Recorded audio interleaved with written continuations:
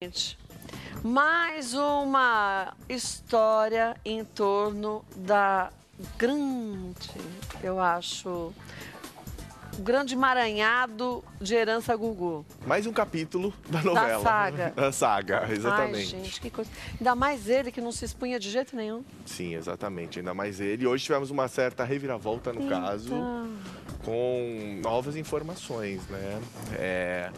Parece que a coisa agora está começando a caminhar, assim, a gente percebe. Não sei para que lado, mas está caminhando. Esse é o negócio. Está caminhando por um lado, mas por outro lado está pegando o que parece ser um caminho mais longo, triste, de conflito e de ainda muitas histórias. É verdade. Vamos te contar direitinho o que é isso, você vai ver só se a gente está dizendo a real. A gente volta em 2 minutos depois do intervalo, porque a gente conta a história inteira. E vamos ver em outros casos se isso de fato pode acontecer, que acontece nessa família. 2 minutos, até já.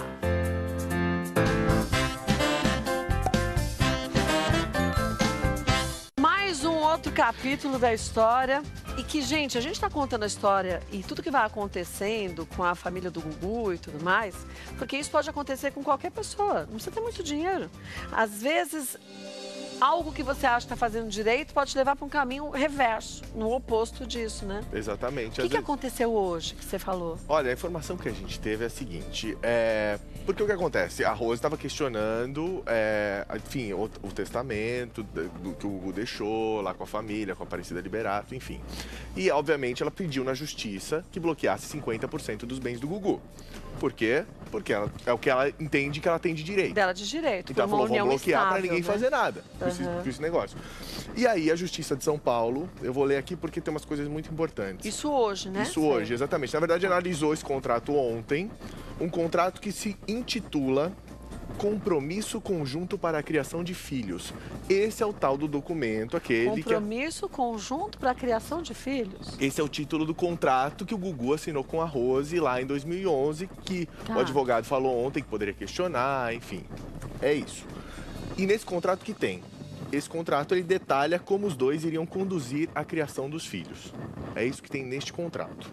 E a juíza Eliane Ferreira, da primeira vara de família e sucessões da comarca de São Paulo, ela não acatou o pedido da Rose de bloqueio. Então ela achou que esse contrato é válido. Sim. Que não caberia uma união estável, é isso? Exatamente. No entendimento dessa juíza, as declarações, né, firmadas pela Rose e pelo Gugu, derrubam a tese de união estável. Eles colocaram o contrato? Não colocaram o contrato. Na verdade, todo o processo segue em segredo de justiça, né? Essas são informações que a gente vai... Mas um segredo que já não é mais segredo. Que não é mais segredo, exatamente. É um segredo que, ele aos poucos, ele é desvendado. Vamos dizer, pontos de segredo. Exatamente. Né? Então, esse contrato, a gente não tem acesso a ele, mas o que a gente consegue são essas informações, inclusive, que saíram hoje no jornal O Globo. Então, essas são informações do jornal O Globo. Agora, Cacá, eu não sei, mas eu acho que o advogado da Rose já estava esperando que isso acontecesse, né? Porque eu estava me lembrando aqui daquelas perguntas que a gente mandou, daquelas 2 perguntas que a gente mandou para ele. Ele disse numa delas que se a família do Gugu mostrasse o contrato, eles contestariam, porque a Rose, quando assinou aquele contrato, estaria internada, porque estava em um processo de depressão profunda e tudo mais, então estaria fora quando a gente fala do seu juízo normal, quer dizer, da sua normalidade, do seu grau de saúde, importante para analisar algo tão delicado como isso. Não foi o que ele disse? Foi o que ele disse ontem, né, que a gente mostrou. Eu acredito que realmente ele deva agora entrar pedindo aí a nulidade desse contrato. E aí vem a justiça, né? Aí vai começar aquilo que a gente falou, né? Vai começar a guerra mesmo judicial, né? Por enquanto estava só na família. Agora vem a guerra judicial mesmo, né, Kátia? É porque uma coisa que fico pensando eu aqui. Por exemplo, eu assino um contrato com você. Eu falo, bom, Cacá, a partir de hoje, eu sigo dessa parte, você segue dessa parte. Até que ponto isso tem uma validade perante a justiça? Ou num caso como do deles, de uma união, de terem filhos, isso vale só, no caso eles se separem, como vão criar os filhos? Ou isso invalida uma união estável, por exemplo?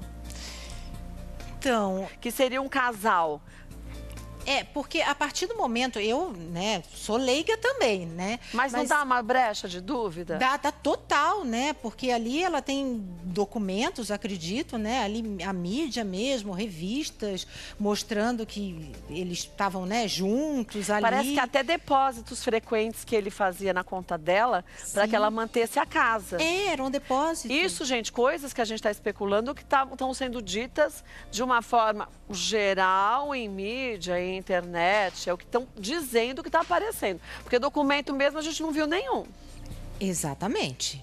A gente só está supondo aquilo que estão falando, né? E a gente está trazendo para a vida da gente. Porque é assim que a gente aprende, né, Cacá? O quanto que a gente tem que usar do que deu errado com um para a gente fazer a coisa certa, para não correr riscos, né, de uma forma geral. É isso, Isso que vale. Sejam bem-vindos vocês do Brasil todinho. A gente estava aqui há pouco falando com Rafa e Cacá de mais uma história do caso do Gugu, da família, da partilha de bens. E Rafa estava dizendo que hoje a juíza quer... Vamos pegar aqui o nome explicar? dela direitinho. Para eu não falar demais, né? Não, acho que é importante a gente até falar o nome da juíza, né? Pra gente saber. Saiu essa notícia saiu hoje. A juíza... Eita, peraí que falhou aqui. Fugiu. Tem aí, Cacá Fácil, que travou... Achei. A justiça Eliane Ferreira, da primeira vara de família e sucessões, aqui da comarca de São Paulo, ela não acatou o pedido que a Rose tinha feito de bloquear 50% dos bens do Gugu. Como que ela chegou a essa decisão? Ela analisou daquele documento que estava todo mundo querendo saber qual que era, que a família do Gugu iria apresentar, aquele documento firmado entre o Gugu e a Rose em 2011. E o curioso é o título desse documento que a gente descobriu aqui, que é Compromisso Conjunto para a Criação de Filhos. Ou seja, para ela, no entendimento da juíza, esse contrato derruba a tese de união estável entre eles. Na verdade, era um contrato para a criação dos filhos. Agora, como a gente ficou na produção já, a gente acabou ficando em dúvida, mas, gente, então o que acontece? Eu faço um contrato de como cada um vai se portar na criação dos filhos, isso invalida todo o restante, isso prova o quê? A gente não tem, gente, o contrato em si. Não estou falando só no caso do Gugu, não. Estou dizendo no caso da gente, de réis mortais. Você, de uma forma geral, assina um contrato com alguém. O que tem validade é aquele contrato ou todo o restante do que a legislação prega num caso como esse? A gente está com o doutor Ernesto Rezende Neto, que é advogado e mediador de conflitos. Muito boa tarde, doutor Ernesto. Tudo bom? Boa tarde. Tudo em ordem. Olha, a gente não vai nem falar do caso do Gugu, porque a gente sabe que, além de não ser ético, o senhor não está acompanhando, não recebeu os documentos, então não seria correto a gente falar. Mas, de uma forma geral, vamos dizer que eu assino um contrato como um estilo esse. Isso, tudo que é feito nesse contrato, ele é validado em 100% o contrato e a pessoa perde os direitos do que a lei garante num caso similar, por exemplo, de uma união? Isso pode ocorrer porque esse contrato estabelece direitos e obrigações. Então, às vezes, o direito e obrigação estabelecido num contrato interfere num outro contrato que poderia ser celebrado, ou coloca em conflito. E aí precisa ver qual que vai prevalecer. Eu estava acompanhando aqui as discussões. Em direito, existem três regras básicas para a validade de um contrato, que é a capacidade das partes, então as partes têm que ser maior de idade. O objeto do contrato tem que ser lícito, e a forma do contrato tem que estar prescrita ou não proibida pela lei. São as três regras básicas. Se atender isso, o contrato é válido. E pelo que eu já vi a respeito, este contrato que eles celebraram é válido. Então, agora ontem, o advogado da Rose estava falando com a gente e ele disse que quando foi assinado o contrato, que a Rose nem lembraria de ter assinado o contrato, que quando foi assinado o contrato, ela estaria numa depressão profunda, internada numa clínica. Agora, num caso, não como o da Rose, porque a gente também não tem ali, de fato, se isso tudo aconteceu. Mas, hipoteticamente falando, eu assino um documento quando eu não estou dentro das minhas faculdades de saúde adequadas, isso pode ser contestado? Não pode. Comparando, gente, ao Gugu, mas estou dizendo de uma forma geral. Certo. Por exemplo, uma Qualquer pessoa caso. que está num hospital, está muito acamada, aí a família leva e fala assim, olha, papai, vamos fazer o seguinte, vamos fazer um documento que a partir de hoje eu vou cuidar do que o senhor tem, da sua aposentadoria e tudo mais. Aí o papai fica ótimo e sai, graças a Deus, do hospital. Aquele contrato tem validade ou não? Esse pai, nesse caso, desse exemplo que eu estou dando, pode contestar isso? Fala, não, mas eu estava doente, agora eu estou bom, não preciso de mais nada disso? Se ele conseguir demonstrar que ele não estava com a plena capacidade, ele pode invalidar esse contrato. Mas ele tem que conseguir provar isso. Isso é comum, testamento, procuração, a pessoa está lá no leito de morte e de repente não morre. E então, aí isso pode ser discutido. E aí a pessoa quer de volta o seu direito de poder fazer aquilo que ela quiser com a sua vida, né? Com o seu dinheiro, Exatamente. como o caso que eu expliquei. Isso acontece com uma certa frequência, doutor? Bastante. É mesmo? Eu tenho alguns casos assim no escritório, E aí depende do entendimento depois do juiz ou não? Não, depende do entendimento do juiz, depende da interpretação que os tribunais dão para aquela questão específica. Então, é muito comum o advogado, ele vai procurar o que a gente chama de jurisprudência, que é o julgamento de casos em instâncias superiores, de casos parecidos com aquele, que é a jurisprudência, que é a maneira como o tribunal interpreta aquele fato. Isso é levado em consideração para o juiz da decisão. Quer dizer, já teve um caso semelhante no passado e que foi dado a esse pai um direito de voltar a poder cuidar dos seus negócios. E aí se usa como um exemplo para essa nova resposta do caso. Exatamente isso. O advogado usa esse exemplo para propor a sua ação, o juiz usa esse exemplo para dar uma decisão, e depois os tribunais podem ou não acompanhar aquelas decisões anteriores.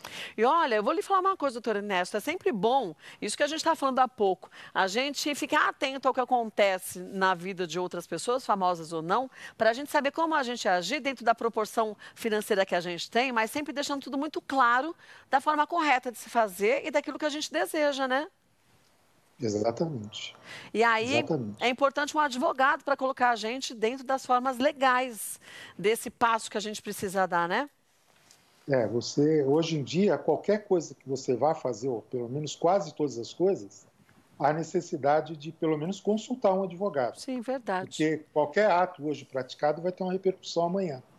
Olha, queria agradecer demais a sua participação, viu, doutor Ernesto? Quem quiser saber um pouco mais sobre seus direitos, tem algum Instagram que a gente possa encontrá-lo?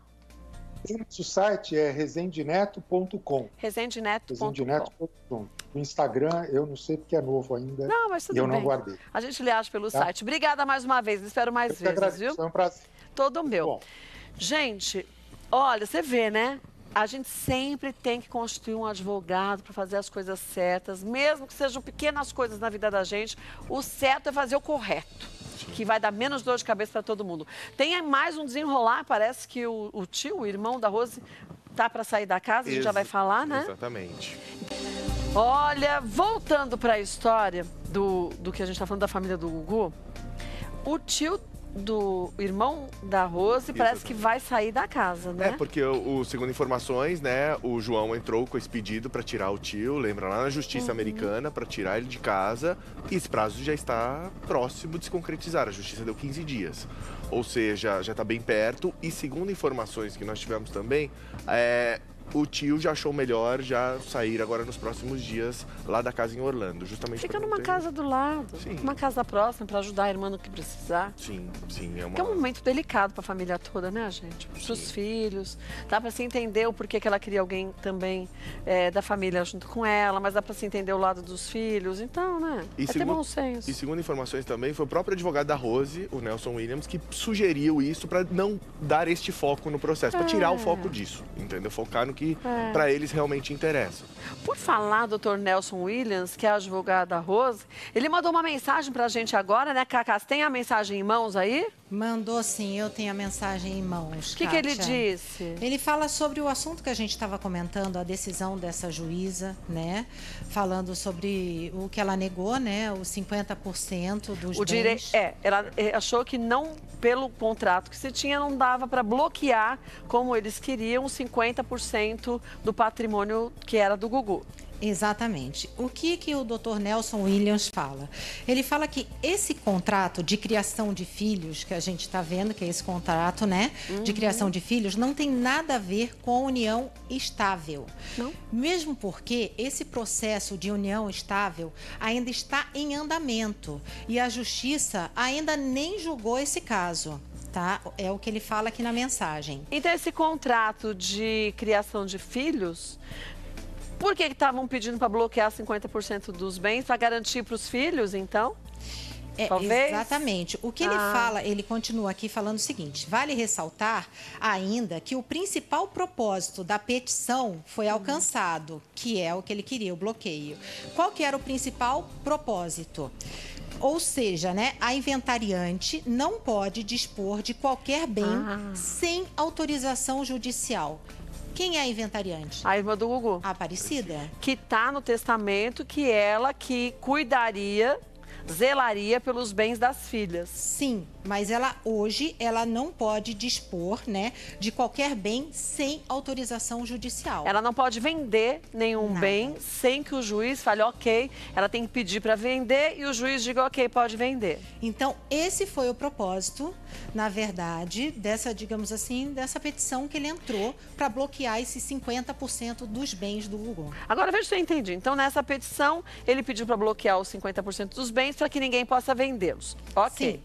Isso foi negado. Foi negado. Então, a família pode vender o que quiser ou não? Não, não pode, não pode. Continua não podendo. Não pode. Aqui, ó, a inventariante não pode dispor de qualquer bem sem autorização judicial. Ela precisa de uma autorização judicial. A Aparecida não pode fazer nada sem autorização judicial. Mas, ao mesmo tempo, 50% dos bens não estão bloqueados. Tudo Não tem que falar estão. com o juiz para o juiz determinar vende ou não vende, mexe ou não mexe. Exatamente. Isso é normal, isso é correto. É, o correto porque, assim, né, eles estão em julgamento, Sim. estão num processo, tá nessa guerra judicial. Não chegou a um denominador comum, Exatamente. então ninguém mexe em nada. Agora, o que ele quer dizer aqui que a criação dos filhos é um contrato e que o processo de união estável que ele entrou é outro processo.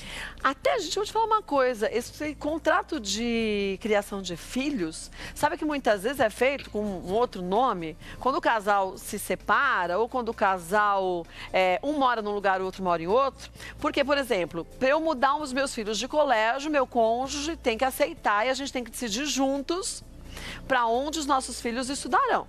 Então, isso, hoje em dia, mais do que nunca, a gente vê com muita frequência, né?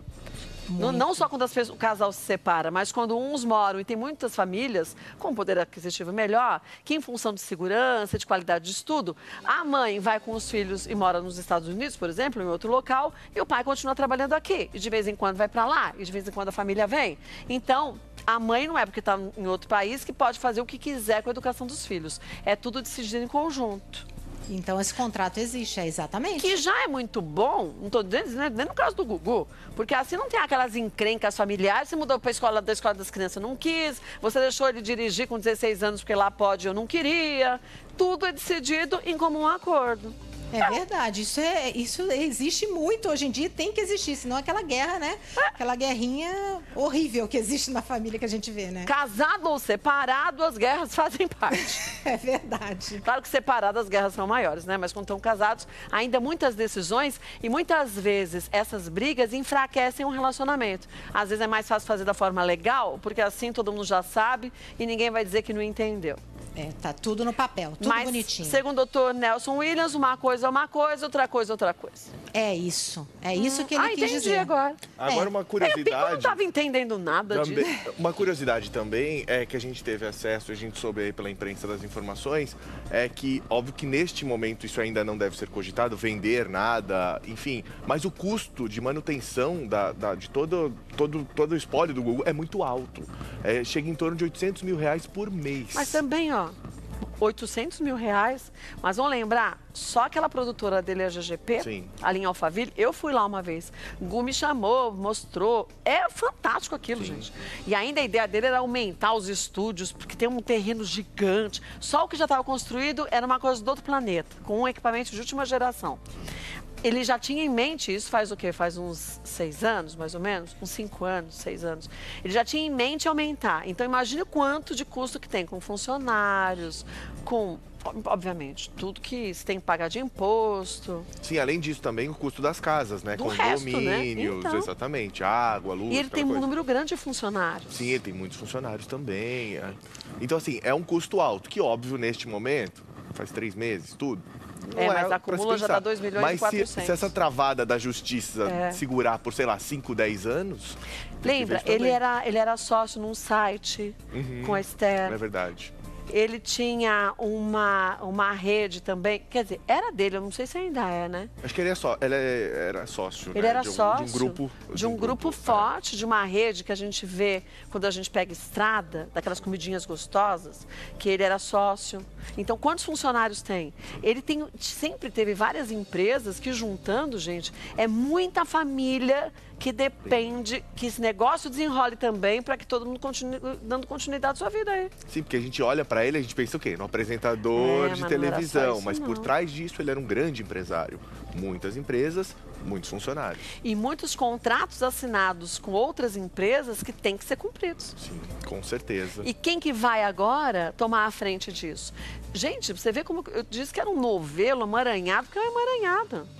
Porque deve ficar devendo muita gente também, se não pagar. Não pode ficar devendo para muita gente. Eita. Aí o juiz intervém nisso também. Fala, uma parte desse patrimônio vai ser usado para tal, até que continue o processo e chegue a uma conclusão. O juiz começa também a ter que fazer o negócio andar. Sim, sim. E no meio disso tudo vai vindo mais fatos, vão aparecendo e mais coisas. Aí recorre de um lado, recorre do outro, que é o que acontece. E aí até isso tudo ser julgado demora muito. Ai, gente, pelo amor de Deus. Você ia falar o quê, Cacá? Eu tô lendo aqui mais uma... Ele mandou mais um negócio. A Justiça mantém a Aparecida Liberato como a inventariante, né? De Sim, toda só não a herança. pode vender. Exatamente, ela só não pode vender nada, ela tem que passar tudo pela justiça, qualquer coisa que ela fizer. Ela continua administrando o espólio deixado pelo Gugu. Mas inventariante, quer dizer, as meninas são menores de idade e o Gugu em testamento quis isso. Então ela pode dizer, olha, vamos continuar com esse investimento, mas vender... Nada ela pode. Como já não podia antes, nada foi mudado. Exatamente. Lembrando que a gente está ao vivo e essas notícias vão surgindo ao longo de todo momento. Por isso que a Cacá até estava lendo lá. Essa notícia é uma notícia da Fábia. Aliás, a Fábia é sempre incrível, sempre dando ótimas notícias. É verdade. Apurando tudo sempre com muita delicadeza. E é por isso que as coisas vão surgindo e cada vez... É aquilo que a gente falou, é o tipo de coisa que muda a cada dia, né? A gente está aqui, a cada minuto alguma coisa nova surge e acaba fazendo essa história ainda ficar mais... rendendo mais ainda, né? É que, na verdade, também parece que isso foi pedido também pelos advogados da Rosemíria, é que a Aparecida Liberato não fosse mais a inventariante. Mas o juiz não acatou. Mas a juíza não acatou esse pedido também. Sim, porque o processo ainda continua, né? Não dá para ser de nada precipitadamente, né? Exatamente, não tem como, né? A juíza acatou assim, né? Tudo por ordem judicial, mas a Aparecida continua sendo a inventariante. Até porque essa era uma vontade do Gugu, afinal de contas ele deixou isso em testamento. E se essa vontade, que de certa forma não influencia em nada, assim, não muda... A Aparecida, vamos ser justos, né, gente? Eu conheço ela há muitos anos. Ela sempre foi o braço direito também do Gugu. Sim. Sempre nos negócios, ela também... Ok, podia não saber de tudo, podia não trabalhar em tudo, mas é impossível saber, porque ele tinha um patrimônio gigante, mas ela sempre foi uma pessoa de extrema confiança dele. Sim. Assim como outras pessoas que trabalham com ele, mas têm funções diferentes. Então, nada mais justo do que se ele confiava nela e se ela trabalhava com ele, que nesse momento ela, até que a justiça decida o contrário, ela continue fazendo o que ela já fazia. Sim. Não é verdade? Porque a dona Maria do Céu poderia, mas uma senhora de 90 anos, que já é um tipo de negócio que ela não conseguiria acompanhar. E a Aparecida já faz isso, já trabalha no meio também, fica muito mais fácil. Sim, até porque o testamento dele está sendo questionado, está baseado nas leis da união estável, aquela coisa e tal. Mas a priori... A priori, e a inventariante, que no caso ele deixou, isso acho que não influencia neste momento nisso, né? Não, então, é que ela já fazia tanta coisa com ele junto, né? Enfim, gente, uma história que ainda vai render absurdamente, enfim.